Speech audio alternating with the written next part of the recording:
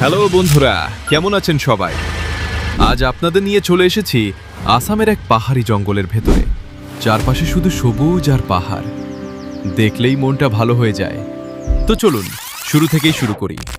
ঘুরতে ঘুরতে এই পাহাড়ি এলাকায় এসে মনে হলো জায়গাটা শুধু সুন্দরই নয়, এখানে রয়েছে অনেক নতুন কিছু দেখার আর শেখার সুযোগ। এই যে পাহাড়ি রাস্তাটা দেখছেন, হাঁটতে কিন্তু মোটেও সহজ নয়। উঁচু নিচু রাস্তা দিয়ে হাঁটতে হাঁটতে অবস্থা একেবারে কাহিল। আর এই পাহাড়টা দেখুন, কি অসাধারণ সুন্দর। ক্যামেরায় যতটা দেখছেন, সামনে থেকে সৌন্দর্যটা আরও অনেক বেশি। তবে বন্ধুরা, আসল চমকটা কিন্তু এখনো বাকি। আর সেই চমক হলো এই অটো ড্রাইভার ভাই। ভাইরে ভাই, কি আজব অটো ড্রাইভার!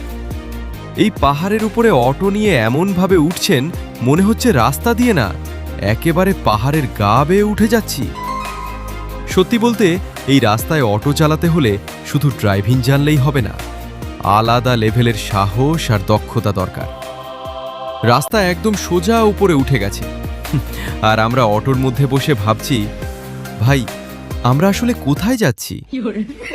এর মধ্যে ড্রাইভার ভাই আবার বললেন, এই জায়গায় দিনের বেলাতেও নাকি হাতি বের হয়। কথাটা শুনে তো আমাদের চোখ একেবারে বড় বড়।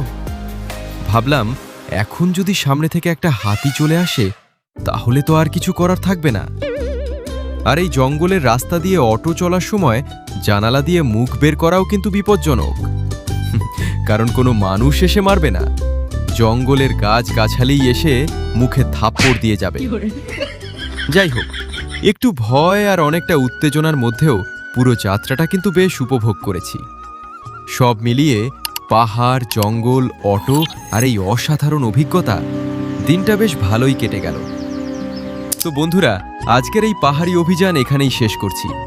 ভিডিওটা ভালো লাগলে একটা লাইক করবেন, আর এমন আরও ভ্রমণের ভিডিও দেখতে এআইডি ব্লগ ফেসবুক পেজটা ফলো করতে ভুলবেন না। সবাই ভালো থাকবেন, সুস্থ থাকবেন।